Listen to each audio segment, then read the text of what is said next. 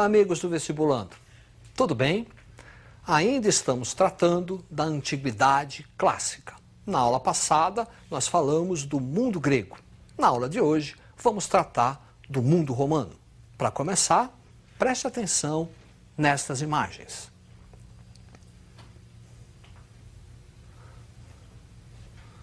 Você viu aí ruínas do Coliseu, palco das famosas lutas entre gladiadores e da perseguição em cristãos, que tanto caracterizam a história romana. A história romana é dividida em 3 períodos. Monarquia, período que é marcado por lendas, muito bem retratado na Eneida de Virgílio. E o período republicano, caracterizado pelas tensões sociais. Durante o período republicano, a principal instituição será o Senado. O Senado é quem toma todas as decisões políticas. Magistratura será uma outra instituição política que vai executar aquilo que foi determinado pelo Senado.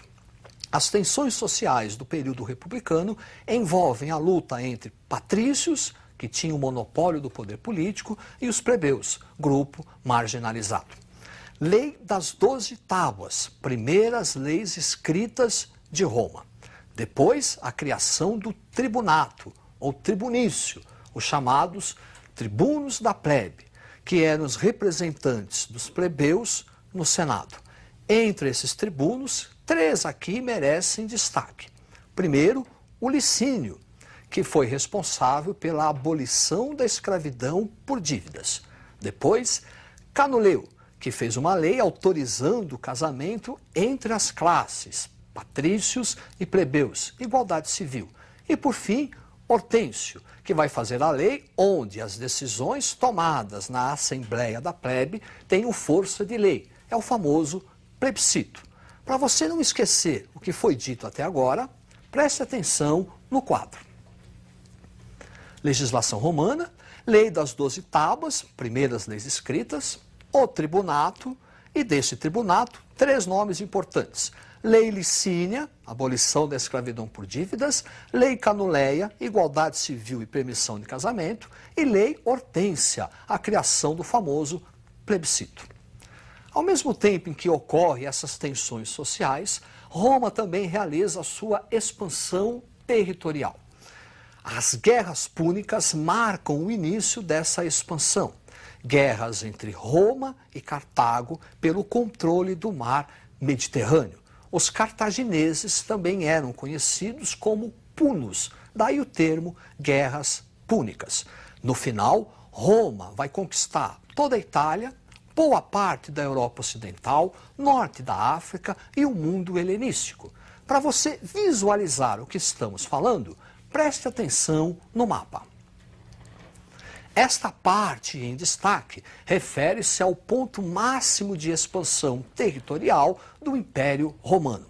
Perceba que o mar Mediterrâneo está bem no centro desta conquista.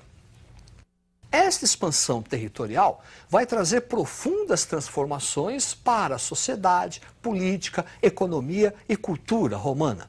Por exemplo, o surgimento dos latifúndios, as grandes propriedades. A atividade romana torna-se mercantil. O que se produz nas grandes propriedades, trigo, uva, passa a ser comercializado pelo Império ao longo do mar Mediterrâneo. Desenvolvimento do escravismo, quer dizer, após a expansão territorial, a principal força de trabalho será a escrava.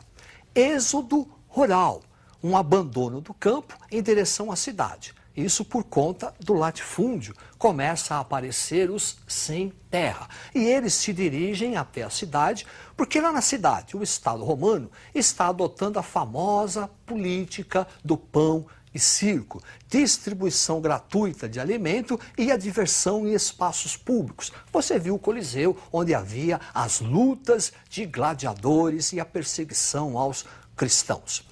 Também vão surgir os homens novos. É um novo grupo social que vai se dedicar a nova atividade econômica e também prestar serviços ao Estado, financiamento e, por fim, as guerras civis. As tensões entre patrícios, plebeus escravos e homens novos chegam a tal ponto que Roma conhece um período de guerra civil. Como as consequências da expansão territorial são muito importantes, você tem que fixar, preste atenção, olha aí, expansão romana, surgimento do latifúndio, desenvolvimento da economia mercantil, o escravismo, como o escravo, principal força de trabalho, o êxodo rural, o surgimento dos homens novos e a guerra civil. Após 100 anos de guerra civil, Roma começa o seu império. O período do império em Roma é dividido em duas partes: Alto Império, Baixo Império. O Alto Império refere-se àquele apogeu, aquele momento glorioso de Roma. É a época dos gladiadores, da perseguição aos cristãos, é a época de ouro do Império Romano. Nessa época, destaque para Augusto e a introdução da chamada Pax Romana. É o momento onde aquela política de pão e circo conhece o seu auge. Baixo Império é o período da crise romana por conta da diminuição do número de escravos. A partir do imperador Trajano, o exército romano não faz mais conquistas. O exército passa a defender, a proteger as fronteiras de Roma. A médio e longo prazo, essa política vai trazer problemas para Roma, porque se não há expansão territorial, não há escravos. Com isso, diminuição do número de escravos e há uma queda na produção romana. Para que o Estado romano possa manter a sua estrutura, possa manter a sua burocracia, há uma política fiscal, um aumento excessivo dos impostos. Imposto alto, produção baixa, gera um fenômeno muito conhecido, a inflação. E essa inflação atinge, primeiramente, os menos favorecidos, os plebeus, que passam a sair da cidade e ir para o campo. É o chamado êxodo urbano, porque agora, lá no campo, o grande proprietário, o latifundiário, precisa de força de trabalho porque diminuiu a mão de obra escrava. E aí vai se desenvolver a relação do colonato, onde o grande proprietário fornece um pedaço de terra para o plebeu. Para você entender o que se está falando, preste atenção nesta imagem. Aí está uma grande propriedade e esses quadrinhos referem-se à parte que o grande proprietário entregou ao plebeu e sua família. O que o plebeu produzir aí é dele, é uma forma de pagamento que o proprietário dá a ele. Em troca, esse plebeu deve produzir nas terras do grande proprietário. E o que ele produzir é o do grande proprietário. Assim, nós vamos trabalhar a crise final de Roma, prestando atenção nesta imagem. Diminuição do número de escravos por conta do fim da expansão territorial, processo da inflação, produção baixa e imposto alto, êxodo urbano, onde os plebeus se dirigem para o campo, e lá no campo, aquela relação do colonato. Um outro elemento que vai contribuir para a crise e queda de Roma será o cristianismo. A religião cristã, monoteísta, que não vai reconhecer as divindades pagãs nem a autoridade divina do imperador. Essa religião cristã vai se alastrar pelo Império Romano porque ela ampara mulheres, ela ampara escravos, miseráveis. Num contexto de grave crise econômica, ouvir as palavras "bem-aventurados os pobres, porque deles é o reino de Deus", pega. Pega tanto que o imperador Nero inicia uma perseguição sistemática aos cristãos. Vai acusá-los de terem colocado fogo em Roma. O último imperador a perseguir os cristãos foi Diocleciano. A partir de Constantino, a religião é oficializada em Roma, com a edição do Édito de Milão. Teodósio, no ano de 395, vai oficializar o cristianismo. O cristianismo passa a ser a religião oficial do Estado romano, nascendo assim a Igreja Católica Apostólica Romana.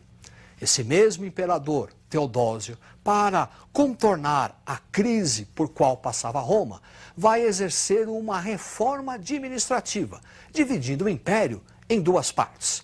Para você visualizar, preste atenção no mapa. A parte leste refere-se ao Império Romano Oriental, com capital em Bizâncio, futura Constantinopla. A parte oeste, Império Romano Ocidental, com capital em Roma. Esta parte oeste será a parte ocupada e invadida pelos bárbaros germânicos a partir de 476, que é a data oficial da queda do Império Romano. A partir daí, nessa parte ocidental, desenvolve-se os chamados reinos bárbaros, dando início a uma nova fase da história, retratada na chamada Idade Média, que nós vamos trabalhar a partir da próxima aula. Boa sorte, estudem e até a próxima!